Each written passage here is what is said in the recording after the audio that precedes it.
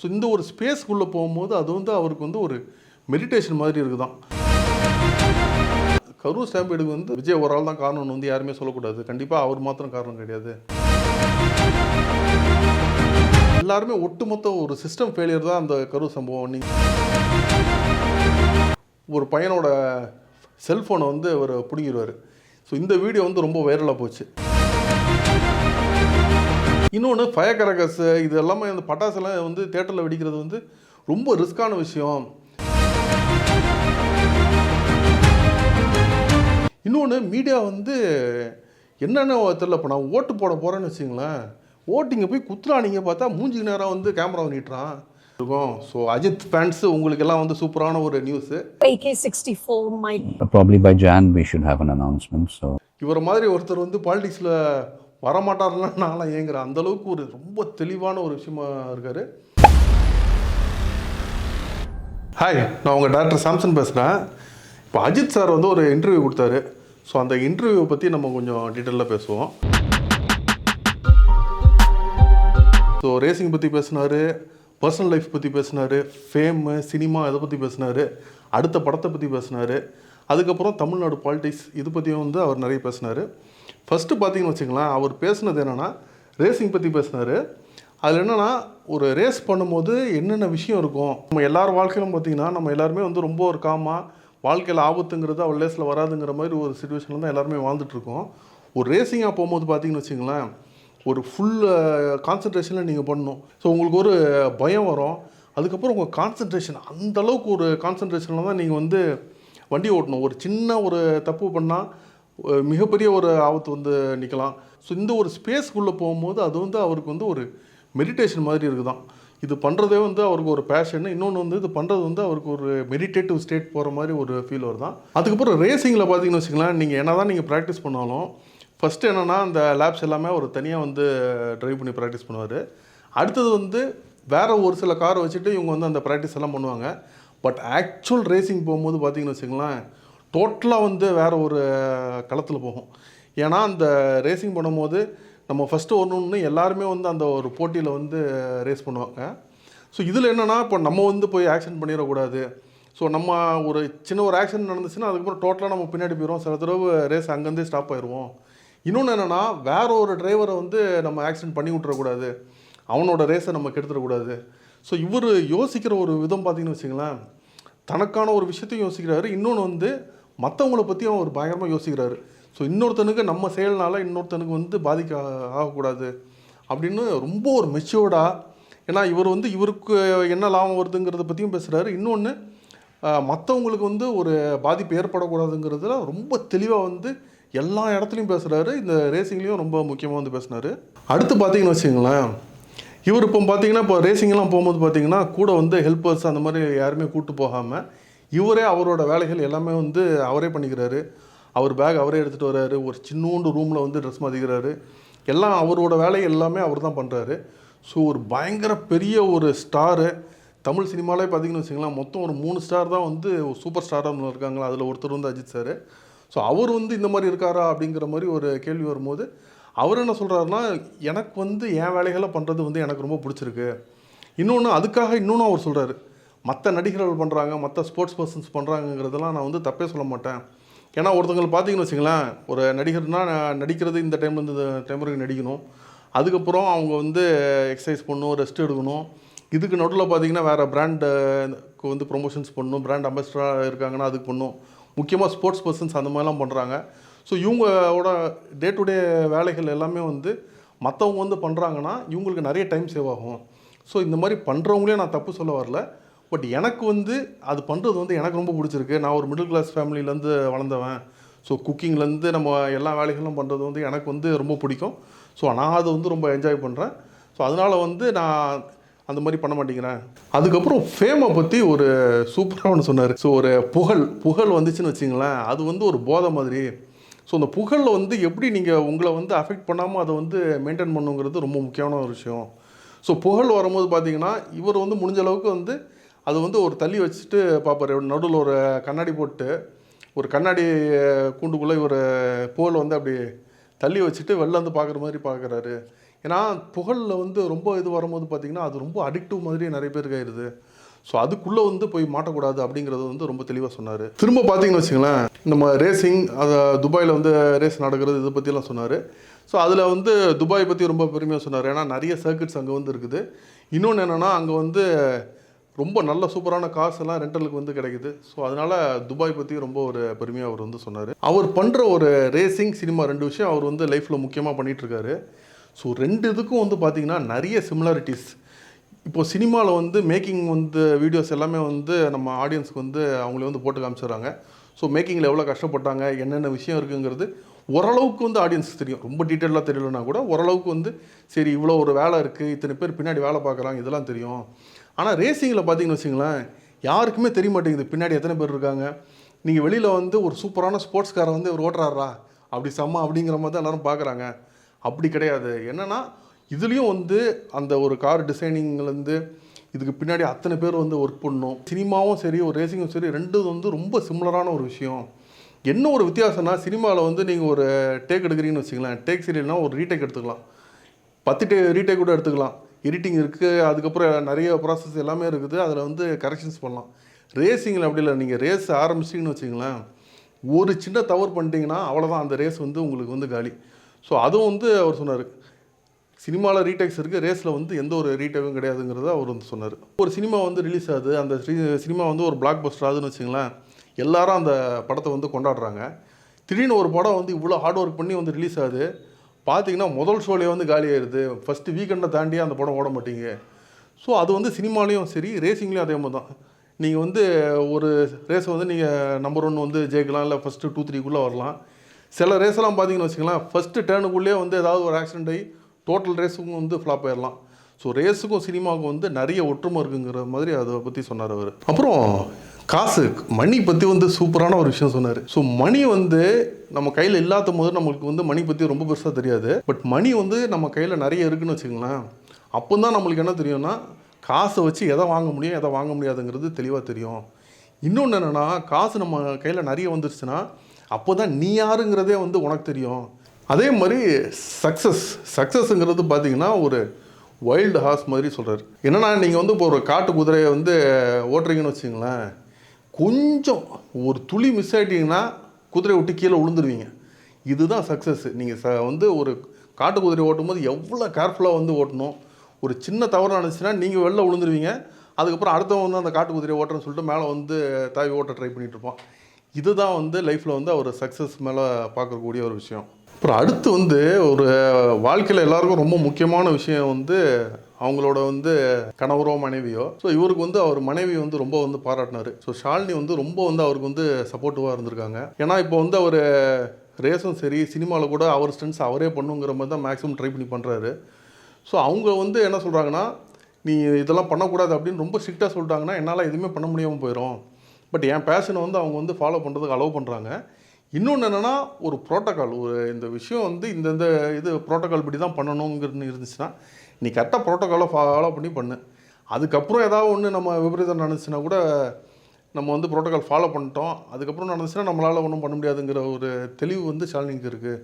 So ரொம்ப வந்து பாராட்டினாங்க. ஷாலினி இல்லைன்னா லைஃப்பில் என்னால் நிறைய விஷயம் பண்ணியிருக்க முடியாது. அதே மாதிரி அவரோட பொண்ணும் பையனை பற்றி வந்து பேசினார். ஸோ பையன் வந்து ஆல்மோஸ்ட் 11 வயசு ஆக போகுது, பொண்ணுக்கு வந்து 17 வயசு. 2 பேருமே பார்த்தீங்கன்னா ஸ்போர்ட்ஸ்லேயும் இருக்காங்க, அதே மாதிரி மியூசிக் வோக்கல்ஸ் அதுலேயும் இருக்காங்க. ஸோ அவர் வந்து அந்த எக்ஸ்ட்ரா கரிக்குலர் ஆக்டிவிட்டீஸில் வந்து நிறைய விஷயம் வந்து குழந்தைங்க பண்ணுறது வந்து ரொம்ப நல்ல விஷயம். இன்னொன்று என்னென்னா அவர் வந்து என்ன ஃபீல் பண்ணுறாருன்னு வச்சுங்களேன், இவர் வந்து ஒரு ரேஸ் கார் டிரைவரு. பட் என்னென்னா இவர் இவ்வளோ பெரிய ஒரு ஆர்டிஸ்ட்டாக இருக்கனால அவரால் வந்து இங்கே டிரைவிங்கே பண்ண முடியல நம்ம ஊரில். ஸோ நம்ம ஊரில் அவர் டிரைவ் பண்ணாருன்னா என்ன ஆகுதுன்னா, ஃபேமிலியை கூப்பிட்டு போகிறாருன்னா ஒரு 50-60 பைக்குகளை சுற்றிடுறாங்க.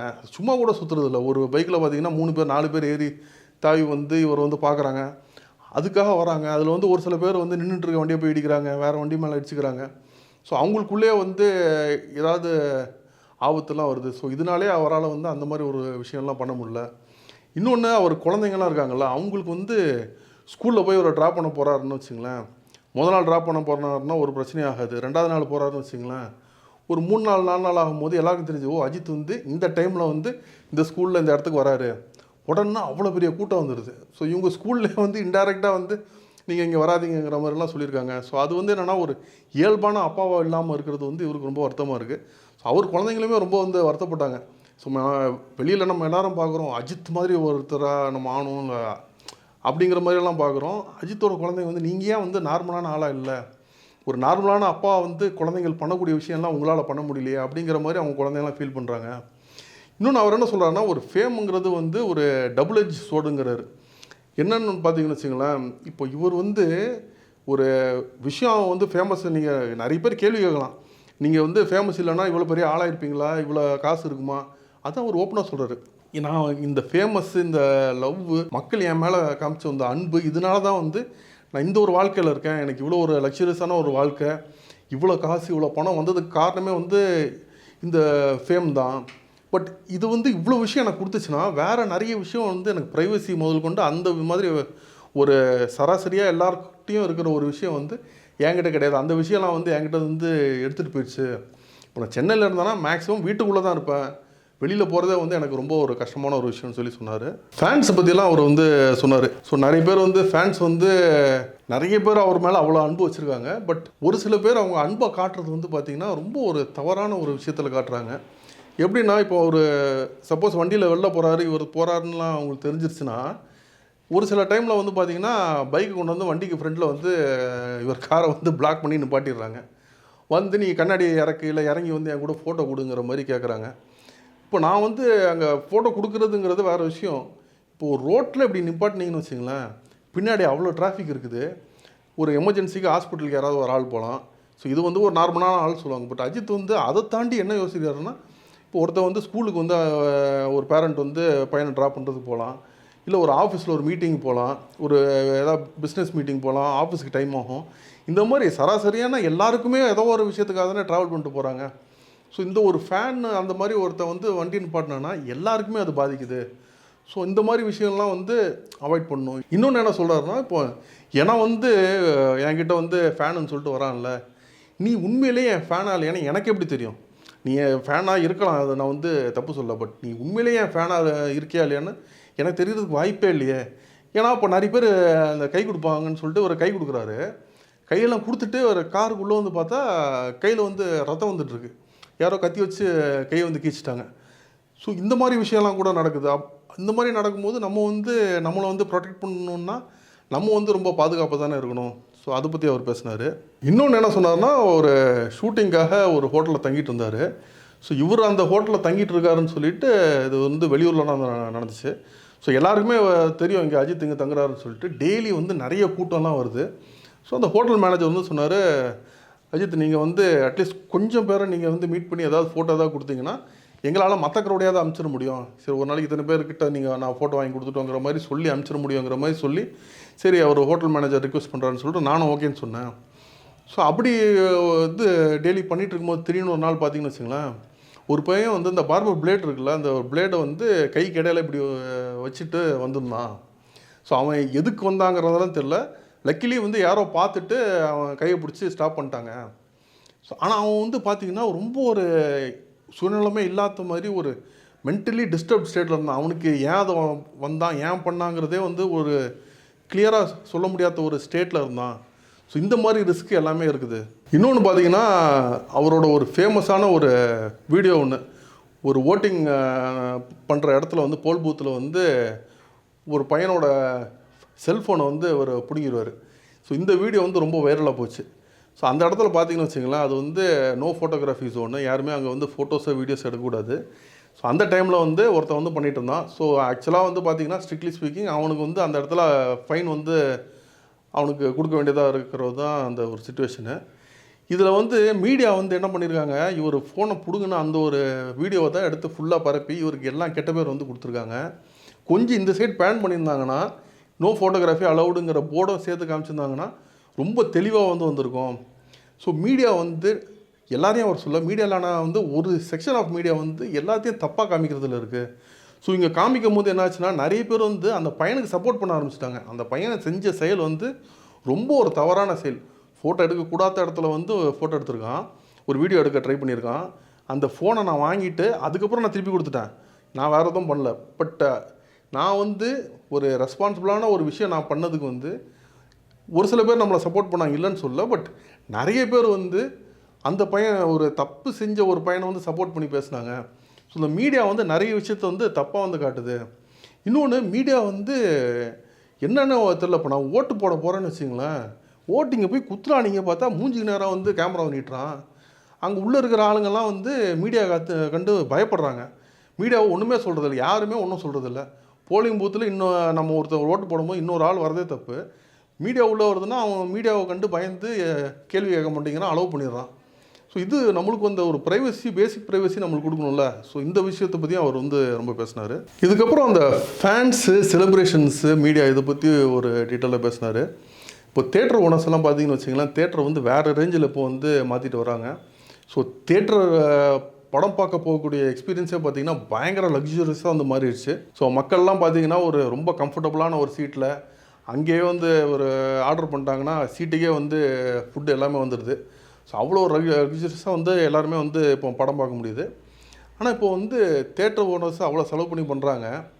என்னன்னா வந்து ஃபேன்ஸ் எல்லாம் பார்த்தீங்கன்னு வச்சுங்களேன், தேட்டரை போய் வந்து டிஸ்ட்ராய் பண்ணுறது. முன்னாடி காலத்தில் பார்த்தீங்கன்னா ஃபில்ம் இருக்கும்போது ஒரு சாங் பிடிச்சுன்னா சாங்கை 1 மோர் போட சொல்கிறது, இல்லைனா ஒரு ஃபைட்டை 1 மோர் போட சொல்கிறாங்க. போடலைன்னா போய் ஸ்க்ரீனை வந்து கிழிக்கிறாங்க.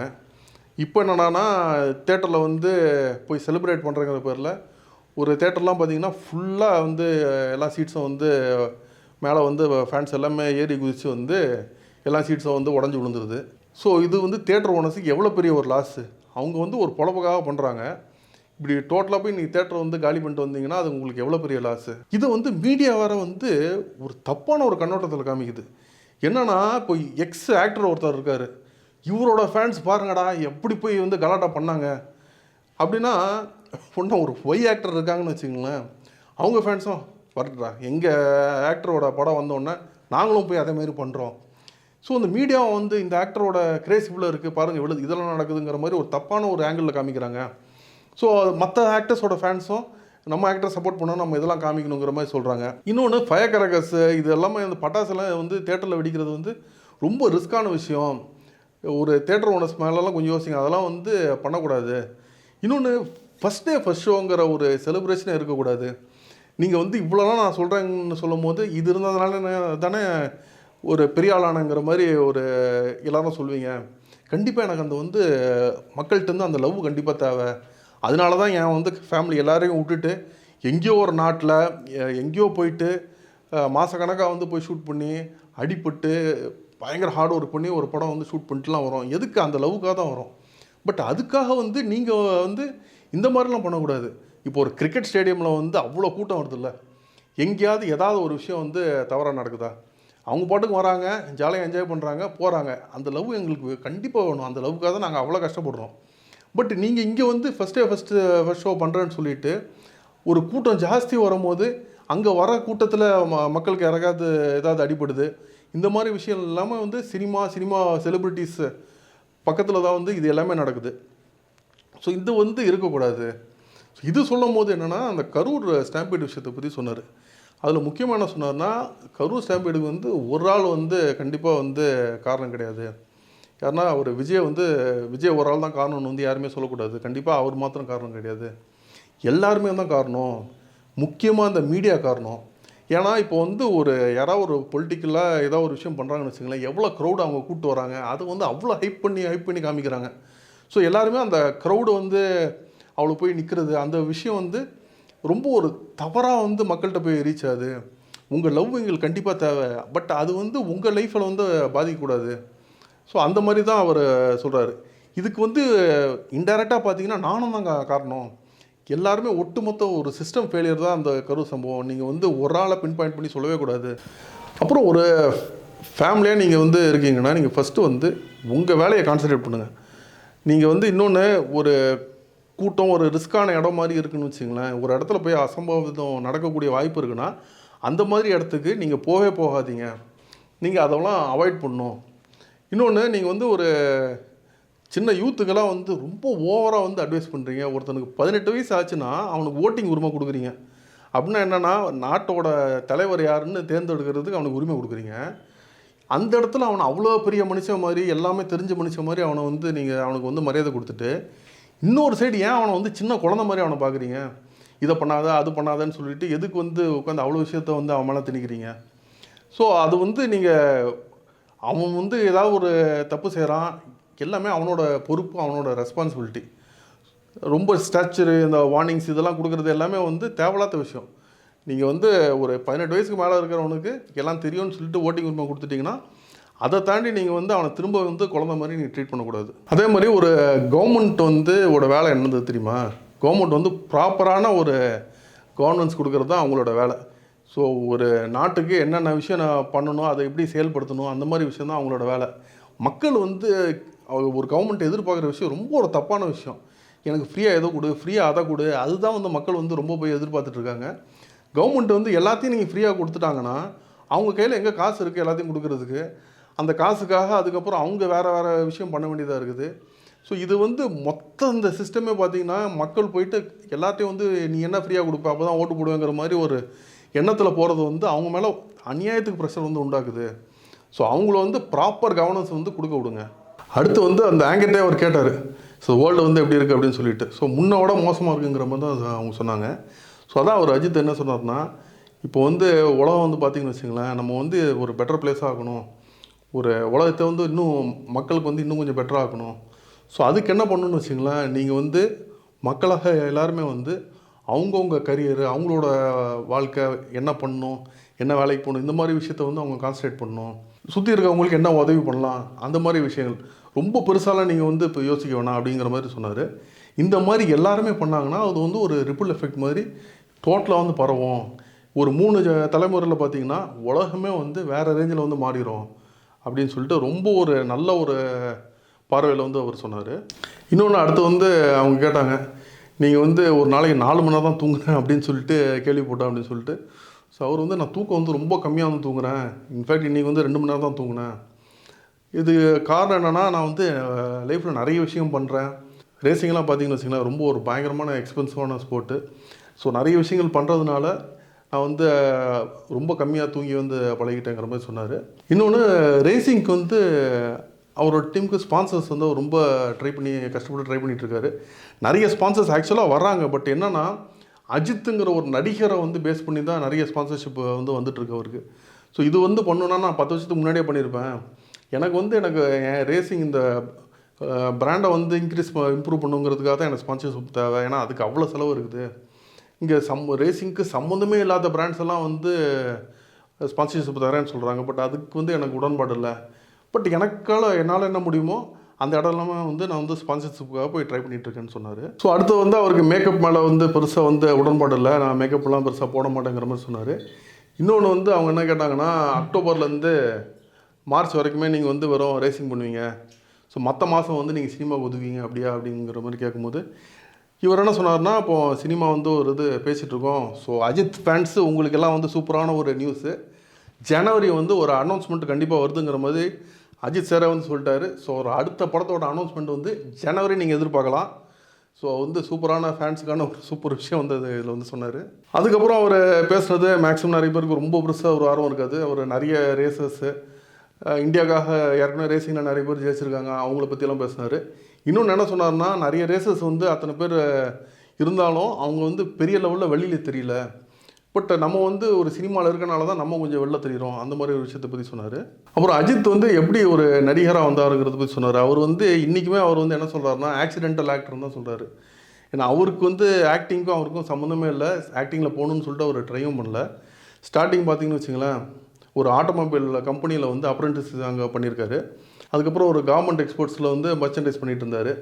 ஸோ அவர் லைஃப் அங்கே இருந்துச்சு. அப்புறம் திடீர்னு ஃபிலிம்ஸ் வந்து டோட்டலாக ஃபிலிம் ஆஃப்டர் ஃபிலிமாக பண்ணி இப்போ வந்து டோட்டலாக ஃபிலிம்ஸுக்குள்ளே வந்துட்டார். பட் இன்றைக்குமே வந்து நான் எப்படி ஒரு நடிகர் இருக்கேன்னு சொல்லிட்டு இன்றைக்குமே எனக்கு வந்து மனசுக்குள்ளே அந்த கேள்வி இருக்குங்கிற மாதிரி சொன்னார். இன்னொன்று வேறு ரேசிங்கில் வந்து இன்றைக்கி கூட பார்த்திங்கன்னு வச்சுங்களேன், இவருக்கு இவ்வளோ வயசு ஆனாலும் ஒரு 19 வயசு பையன் இல்லை ஒரு 14 வயசு பையன் வந்து ரேசிங்கில் எந்த அளவுக்கு வந்து ஒரு ஹார்ட் ஒர்க் போடணும்னா அந்த ஹார்ட் ஒர்க் வந்து இவர் வந்து போடுறேன்னு சொன்னார்.